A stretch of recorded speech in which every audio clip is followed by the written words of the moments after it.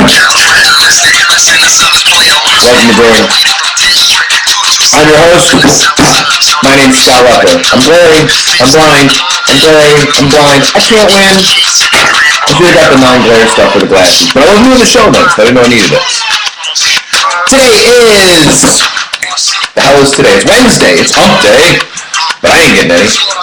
It's Wednesday, October 24th, 2012, in the year of our Lord. I shouldn't say hump day and I ain't getting any in the year of our Lord all the same thing, but I do my own thing.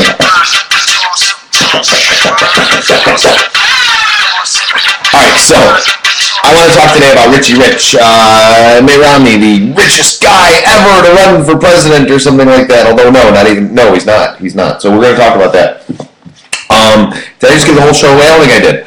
We're going to talk about the third-party debate that was last night, and my thoughts on that.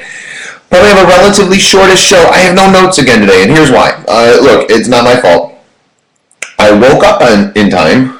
Alright, so first of all, a whole bunch of just things going through my head. I work nights. I go to work at 5, I get out of work between 1:30, 2 o'clock, something like that. I come home, I watch some TV. Last night I watched the last episode of Scrubs ever created. And it's like Scrubs in school, and the doctors are all teachers, and I don't know, the last season just sucked. But I felt like I had to finish it. You ever have like a sandwich or something and like you're almost done but you're kind of full, but you're like, no man, I can't waste it? That's kind of how I felt about Scrubs. So I decided, actually relatively early on into the 9th season, that I didn't like it. But I had already watched 8 seasons and I had 13 episodes to go. So I'm like, power through it. So last night I watched the final episode, and it was really disappointing because there was no indication that it was the final episode. Obviously they're just like, sorry, you guys are done. You were done being funny a long time ago. I met someone the other day whose son or cousin or nephew worked on Scrubs. Where the hell did I meet someone? At the Clinton event. Right? I think so. Anyway, guys, I don't meet many people because I don't get out much because I don't like people. Well, no, I don't like people. All right, so interesting tidbit today. Today is October 24th. 3 years ago today, I took all of my belongings and put it into my car and moved for the 4th time in just over 6 months. It was my final move until April. So in 6 months I moved 4 times, then 6 months later I moved again. And then like a year and a half later I moved here where I'm at. So, and I've been here for, how long have I been in Lockport? 9 months? I've been here about 9 months. So, and the plan is to stay here for a while until we win the lottery and can move everyone to Washington. Should note to self, start playing lottery. Alright, so that's it for my personal notes for the day. So I mentioned yesterday that I wanted to talk about this because to me this is really, really interesting. This is incredibly compelling. Now there's this argument that Mitt Romney can't be president because he's rich, and so how could he possibly, relate to us? And if he doesn't relate to us, then how can we trust him to work in our interests and blah blah blah? And so there's this story. It's actually from this past January. Before Mitt was even, the candidate. He was kind of the assumed Republican candidate at the time, but no one knew for sure. By the way, did I mention this? My name's Scott Rucker. You're watching Brewing, and this is Ustream.tv, or YouTube if you're watching it later. I do this show Monday through Friday, live at 12:30, and then I record it and people can watch it whenever. So the story comes out, Mitt Romney is rich, blah, blah, blah, but how rich is he? In terms of raw dollars, he is the richest president, the richest guy who's ever run for president. So in terms of like how much money he actually has in his pocket, what he's rolling with, he has the most money ever. But if you adjust for inflation, he's not the wealthiest president presidential candidate ever. They're going with the premise that he wins, right? So if he were to win, he's not the wealthiest president ever. And that's kind of hard to believe, right? Because you tend to think of like, all right, so Barack Obama's rich now, but was he really that rich when he won? George W. Bush, all right, so they had money, but he wasn't like Richie rich. Well, he did own the Texas Rangers, but I mean, still, he wasn't like Richie rich. Clinton, he was from Arkansas. They don't have any money. The first Bush, they had some money, but not Richie rich. Reagan, no. Carter, no. Carter was a peanut farmer. Nixon, no. Ford, no. Kennedy, all right, the Kennedys had a lot of money, but still not as much as Romney. You just keep going back, and no.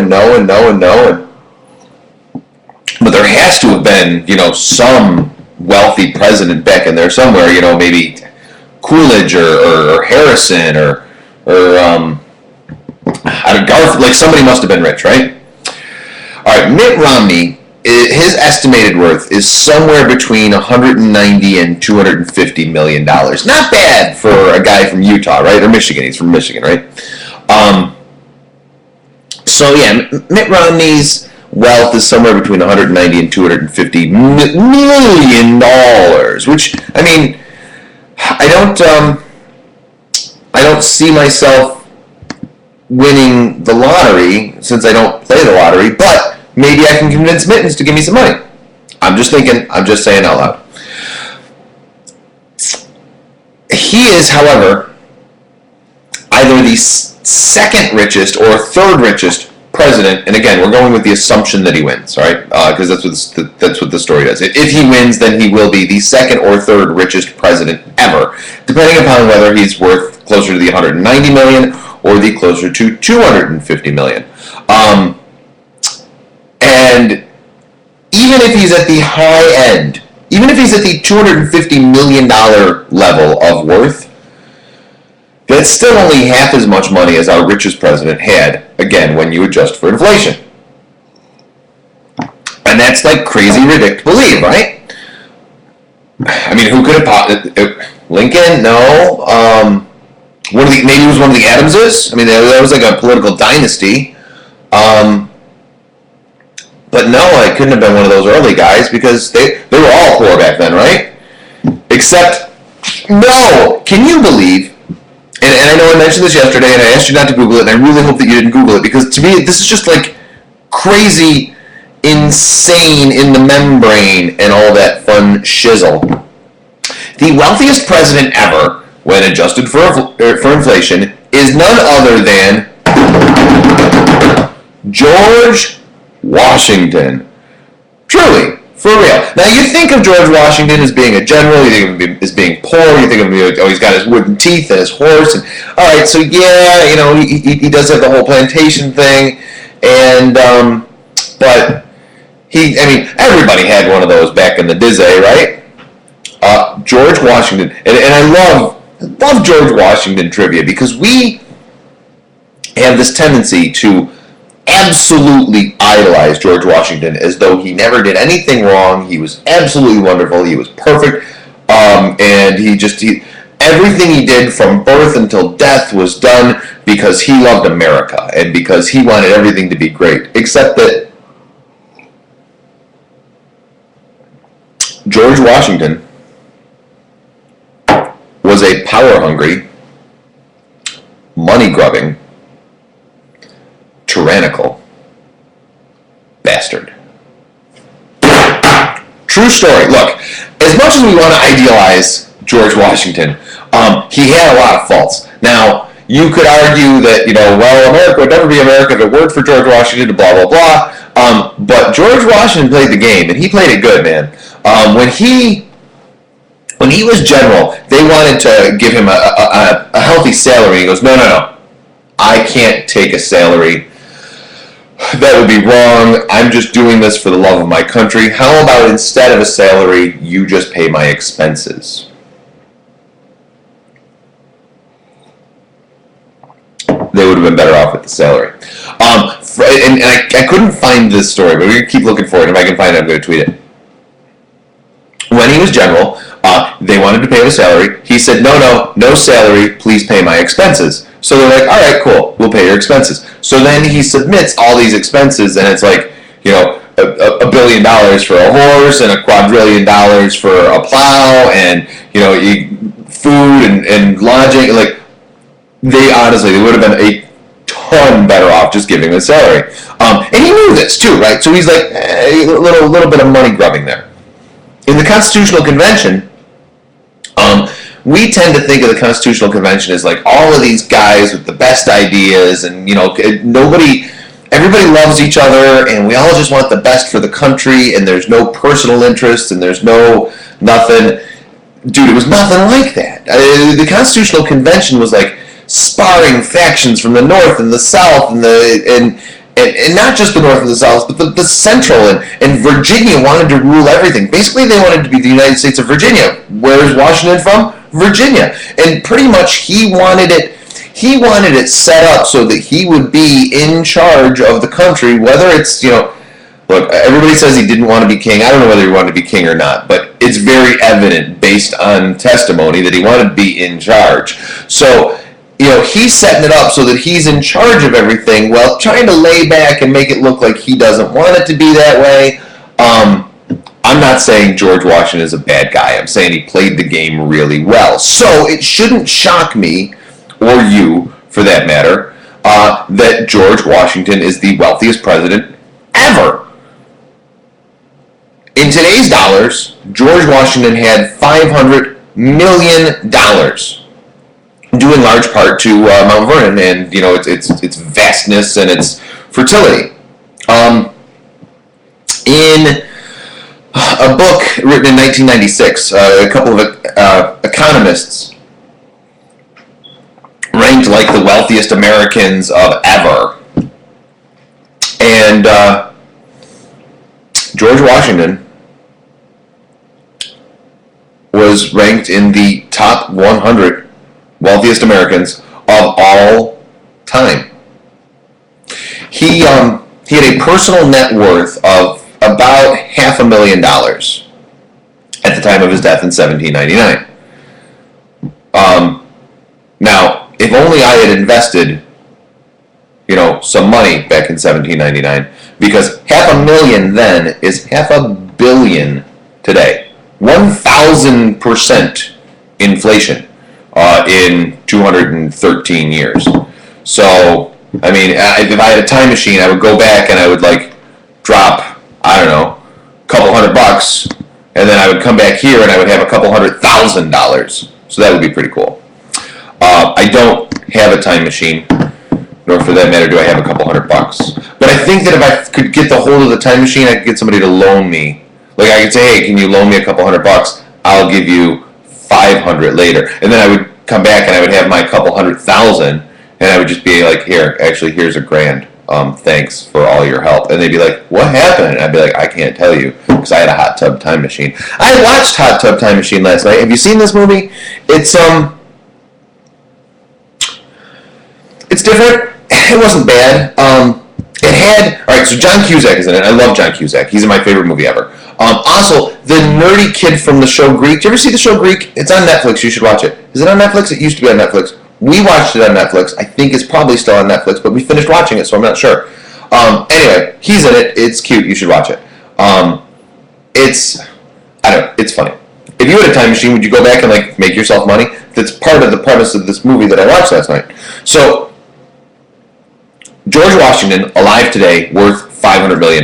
Mitt Romney, worth between $200 and $250 million. George Washington could buy Mitt Romney. So that's kind of interesting. Thomas Jefferson, by the way, is either the second or third wealthiest president ever. And again, you think of Thomas Jefferson, you think of these guys as they're noble and they're poor and they're wearing shoes with the soles are falling out. So that's, I don't know, it's kind of interesting. So Jefferson was worth $212 million. So again, depending on what Mitt is really worth, either Mitt is second or Jefferson is second. So that's kind of funny. He and Romney pretty close in value. And it is really funny. All right, so you think about it. Washington, and then Jefferson. So our first and our third presidents were both like mega crazy rich, and yet they still worked on behalf of the country. They still did what we needed them to do.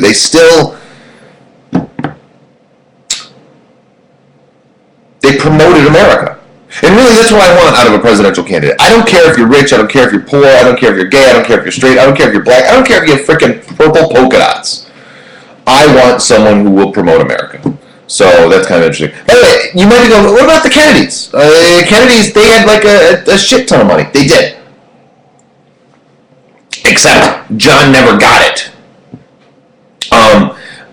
John F. Kennedy would have inherited his family fortune, like $1 billion or something crazy like that.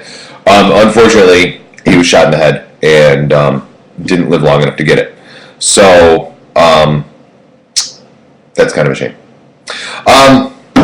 Romney is definitely not the wealthiest presidential candidate of all time, by the way. He's not even close. We've also got, if you work in there, John Kerry had more money than Mitt Romney. Ross Perot had a ton more money than Mitt Romney. Steve Forbes had a whole bunch more money than Mitt Romney. And look, Democrats voted for John Kerry despite his wealth. 20% of America voted for Ross Perot despite his wealth. In fact, maybe because of his wealth. Same with Steve Forbes. People liked Steve Forbes because he was wealthy and he could be independent. So I don't know that Mitt Romney being rich is what I don't like about him. I don't like the fact that he's an ass, but that's just me. All right, if you want to tweet me, by the way, during the show, you can do that. You can do that live right through Twitter. Just tweet me your thoughts at Scott Leffler.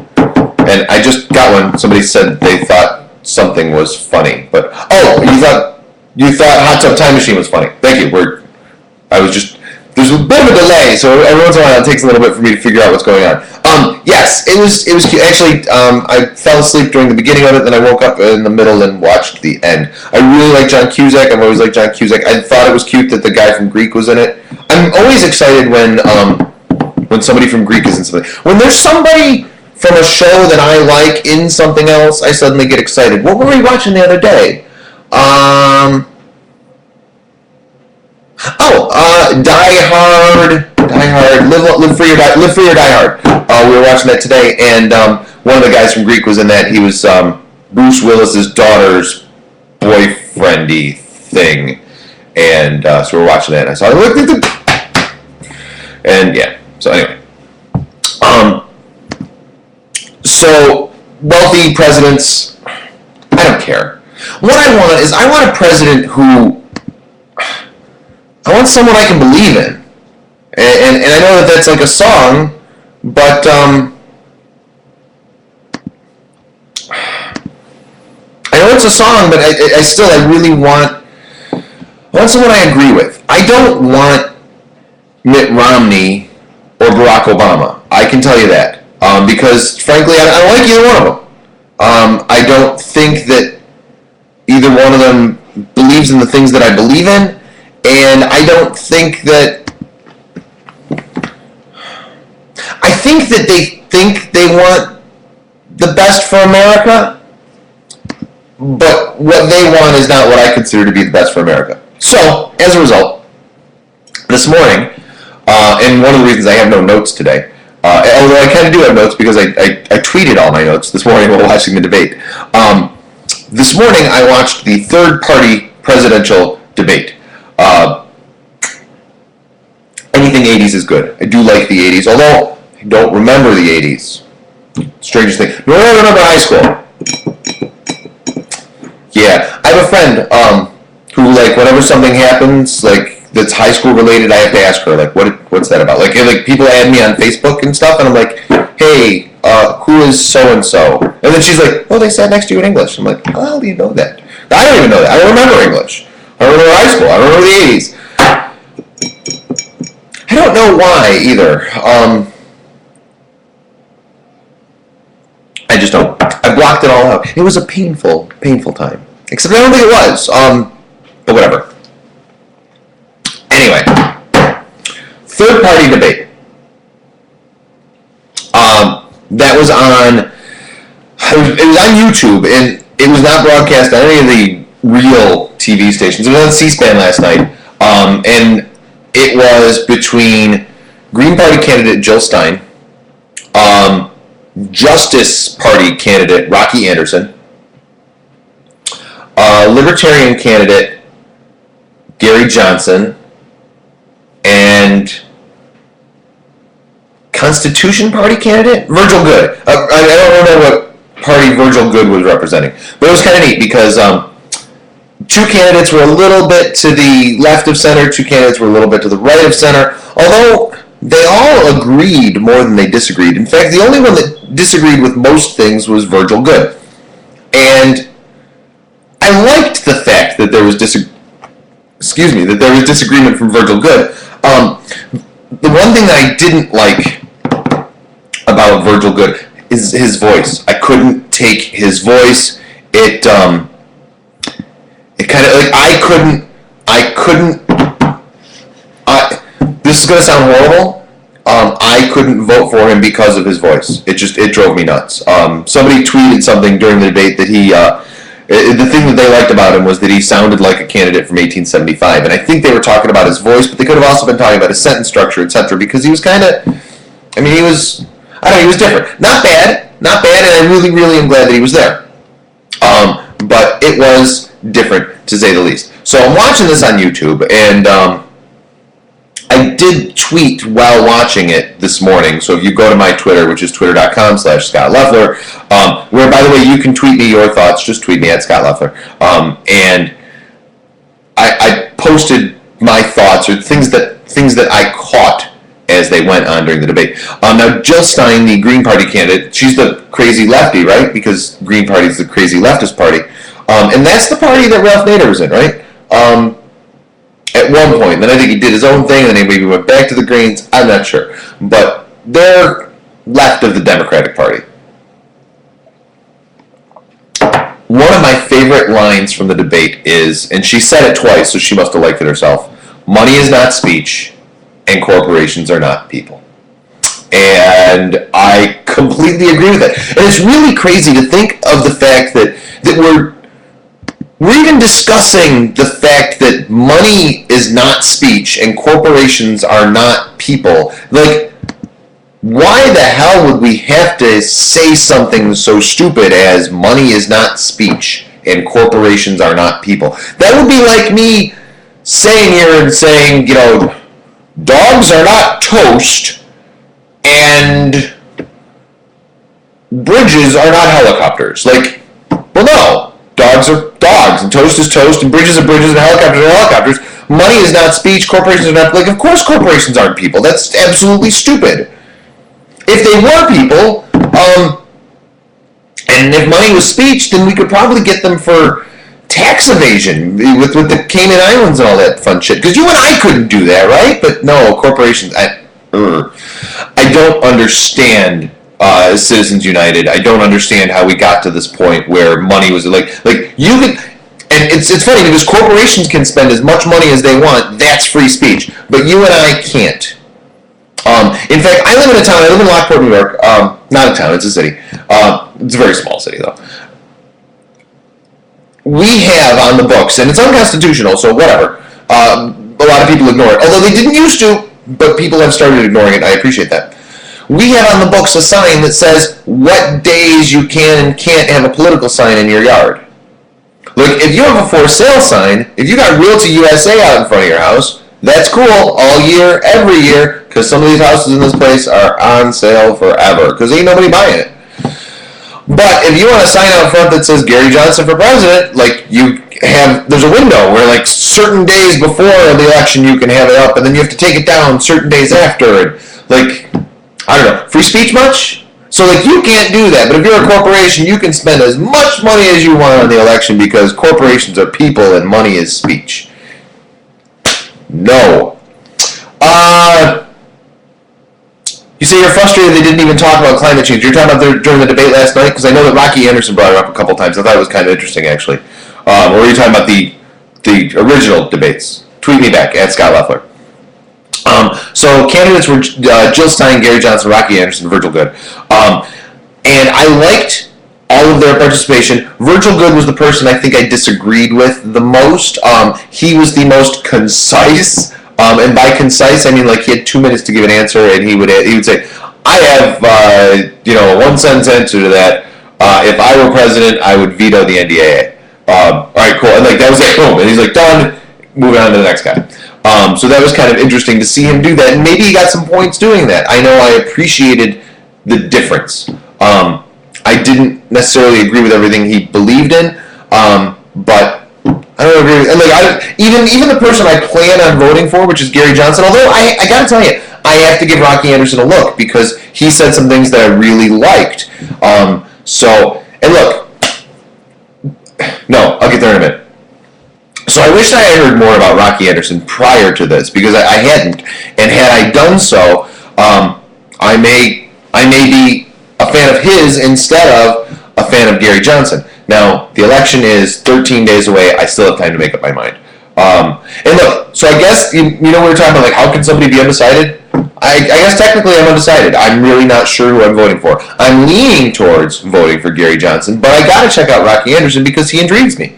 So Jill Stein said some fun things. She said, marijuana is a substance that's dangerous because it's illegal.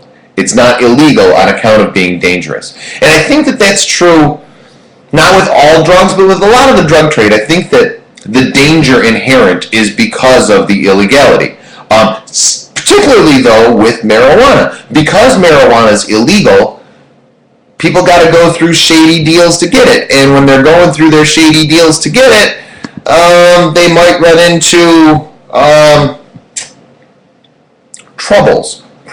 For example, I got a house across the street, and they sell drugs.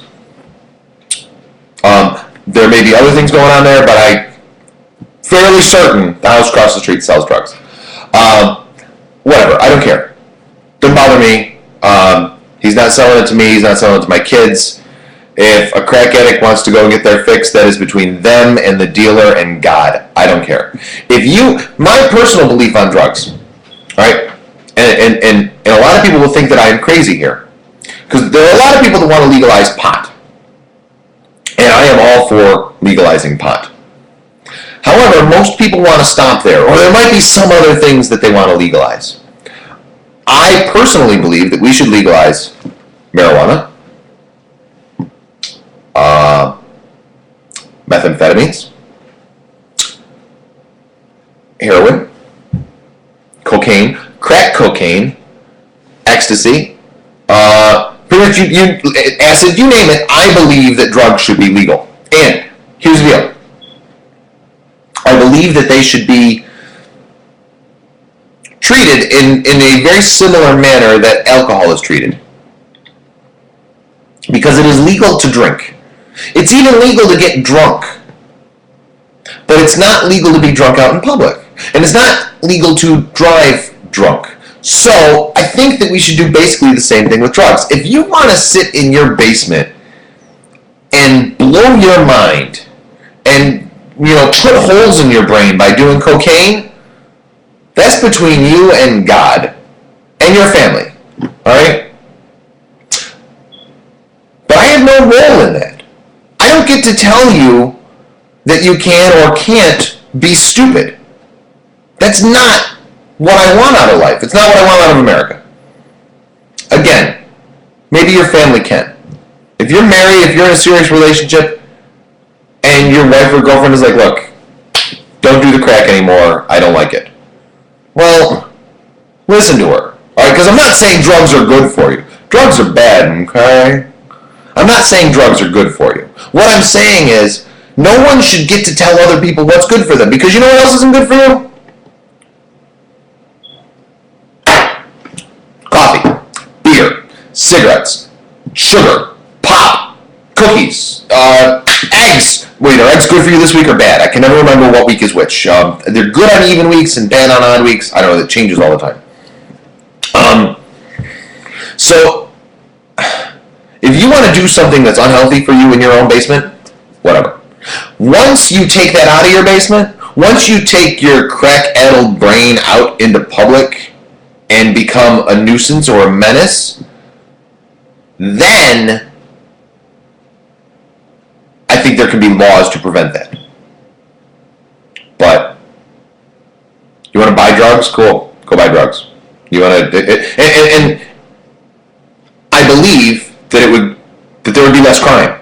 Because for one thing, most of the time, not most of the time, a lot of the time, look, when I read police reports in the newspaper, so many of the crimes are possession of marijuana. Are you freaking kidding me? We're arresting people for possessing a joint. Like, is this, one of the things that was said during the debate is that the United States has a larger percentage of its population in jail than, like, the rest of the world combined, or something crazy like that. Like, we tend to think of these tyrannical nations like, Russia and China and etc. But we have a crazy amount of people in jail, and a lot of them are in jail because they had some pot. For serious. I don't know. Anyway, so all four of the candidates, with the exception of Virgil Good, so 3 of the candidates, not Virgil Good, all said that they would legalize marijuana. I thought that kind of interesting. Rocky Anderson, the candidate that I find intriguing, that I have to get more information on, he suggested that if he were president, he would issue a pardon to everyone in jail for a drug-related charge if there were no other charges. Now, I don't think that happens very often. I think there's almost always 2 charges, because they find other stuff, right? But I think that's pretty interesting, because I've talked to the sheriff here in Niagara County, and he's told me that, like, a vast majority, not a vast majority, a vast percentage, a large percentage of the people that are in jail, in the Niagara County jail, are there for possession of marijuana. Possession of pot. That's what they're, like, hey, you have pot, go to jail. I don't know. I don't like that at all. On the Twitter, somebody said they agree about the drugs. We need social support, not a drug war. I agree wholeheartedly. And look, I don't do drugs. All right, maybe I should have done drugs in order to, like, maybe I should be on drugs in order to be allowed to talk about this. Like, but no, I don't do drugs and I'm not gay. All right, but I support drug legalization and I support equal rights for homosexuals. You don't look. I'm not black, but I think that blacks and whites should have the same laws too. I'm not Jewish, but I oppose the Holocaust. A lot of times when I talk about, that we need to legalize pot, the first assumption is, oh, well, you must be some sort of crazy druggie. My drug of choice is caffeine. Nicotine on occasion, although I'm constantly trying to quit because I love my girlfriend. So no, I'm not on drugs, and I don't do drugs, and I don't want to do drugs. I'm 38 freaking years old. I don't want to do drugs, but I assume that at some point my children are going to smoke pot. All right, I'm hoping they wait a while. I would like for them to wait until their college years, but I just make that assumption. And I assume that at some point, they're going to outgrow it and be like, yeah, I'm not in college anymore, I should not be smoking pot. And then they're going to get productive jobs, and et cetera, et cetera. There are people, and I don't believe that marijuana is addictive. I believe that people like it a lot, but I don't know that it studies, whatever, blah, blah, blah. There are people who, rather than getting jobs, just stay in mom's basement and, smoke pot and play Xbox or whatever. But there are always slackers. There's the grasshopper and the ant and all that fun shit. And there's always people that don't want to do much. The people in the basement with the pot and the Xbox, they would be in the basement with cigarettes and an Xbox if the pot didn't exist. Or bubble gum and an Xbox. Or, whatever. Porn. There are slackers in the world. Backing up, somebody said they didn't see the alternative debate, and they wonder what was said about climate change in the alternative debate. Not Gary Anderson. What was Anderson's name? See, this is why I have notes. Rocky Anderson, sorry. Gary Johnson, Rocky Anderson. He said that climate change is it's our biggest concern for the future. He said drop the war on terror because climate change will affect us much greater than the war on terrorism ever will long term. I thought that was pretty interesting. Virgil Good, well, talking about terrorism, said that the United States should stop trying to be the overseer of the world. I think this is pretty much my foreign policy right there, is that I think that we need to stop telling the rest of the world what to do. We need to focus on us and let everybody do what they want to do. Yeah, Rocky Anderson said the biggest battle for our future is climate change. He also said that wasteful spending is treason. I found that interesting. I wonder if a legal argument could actually be made about that. If, as many people claim, our debt is bad for the country, then is wasteful spending treasonous? That is a really interesting. I would love to see somebody look into that. Yeah. Gary Johnson also said we should have gotten out of Afghanistan 11 years ago. I found that interesting and true. Jill Stein called our students indentured servants. She said the NDAA, the National Defense Authorization Act, which basically says the government can do whatever they want, whenever they want, to whoever they want, and ain't nobody going to do nothing about it. She said it is a basic offense against the foundation of our American liberty. Gary Johnson gave a shout out to Ron Paul. Everybody cheered. Gary Johnson, this was one of my favorite lines in the debate. Gary Johnson said, "I'm asking everyone to waste your vote on me." I like that because I've talked about the fact that, like, I'm not wasting my vote. I'm going to vote my conscience. I'm going to do what I want to do. And if you want to vote for Obama, you want to vote for Romney, cool, do that. If you want to vote for Jill Stein, she had some great points. If you want to vote for Virgil Good, he is his own man, and I wholly support you. If you want to vote for Gary Johnson, that's where I'm leaning. Rocky Anderson seems like an equally good candidate. They seemed very similar. I'm sure there have got to be differences because the one's a lefty, the one's a righty, although they're both libertarian-ish. I don't know. I don't even know if Rocky Anderson is on the ballot here in New York State. I know that Gary Johnson is. So there's going to be another debate next Tuesday in Washington, D.C. And apparently, if you go online, you can vote for who you thought won the first debate, and the top two vote getters will be the only candidates appearing in the second debate. Now, I don't understand the point of this. The point of the third-party debate is for inclusion's sake. You know, you want to get people included because they're being excluded from the primary, the real debates or whatever. So why would you then have a second debate with only two candidates in it? That I don't understand at all. But there's got to be some sort of reasoning for it. I am looking forward to, in theory at least, watching the second debate because I really did enjoy the first debate. I thought it was nice to see real substance on issues. I thought that it was nice to see real, genuine disagreement on things. So, I've talked longer than I meant to. And sometimes that happens, and I apologize. And I'm glad, by the way, that I do this on Ustream.tv and then port it over to YouTube instead of doing it on a more closed format where I only have, you have half an hour, must fill half an hour, can't fill 31 minutes. Because there are days when I'm like, hey, I only have this little bit going on, and 6 minutes later I'm out.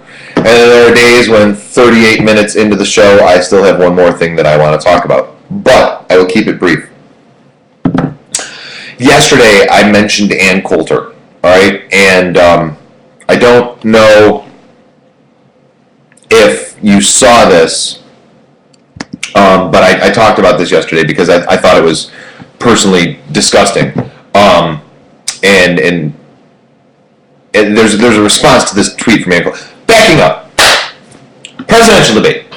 Rather than admitting that her guy was soft, Ann Coulter instead decided to deride Barack Obama at the conclusion of the debate. Rather than saying, hey, Obama kind of won here, she said, and I'm quoting, and forgive my language, not a word I like to use, I'm quoting, "I highly approve of Romney's decision to be kind and gentle to the retard."